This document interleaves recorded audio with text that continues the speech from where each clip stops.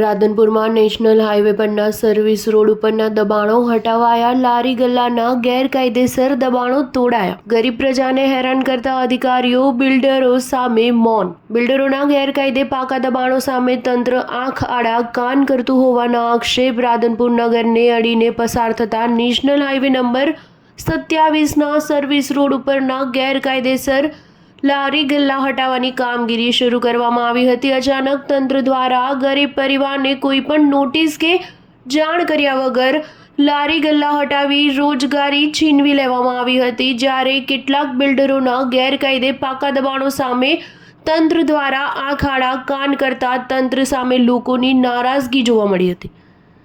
રાધનપુરના હાઈવેના service રોડના footpath ઉપરના ગેરકાયદેસર મૂકવામાં આવેલ લારી ગલ્લા હટાવવાની કામગીરી અચાનક તંત્ર દ્વારા હાથ ધરવામાં આવી હતી.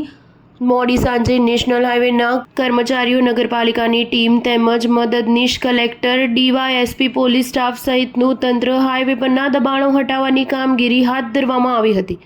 રોજે રોજ કમાઈને ઘર ચલાવતા ગરીબ પરિવારના લોકોના લારી ગલ્લા હટી જતા તેમની રોજગારી છીનવાઈ જતા તંત્ર સામે નારાજગી જોવા મળી હતી. જ્યારે શહેરમાં કેટલાક બિલ્ડરો દ્વારા ગેરકાયદેસર પાકા દબાણો કરેલા તેમની સામે પણ કાર્યવાહી કરવામાં આવે તેવી લોક માંગ ઉઠવા પામી છે. ચા ન્યૂઝ 7 રાધનપુર.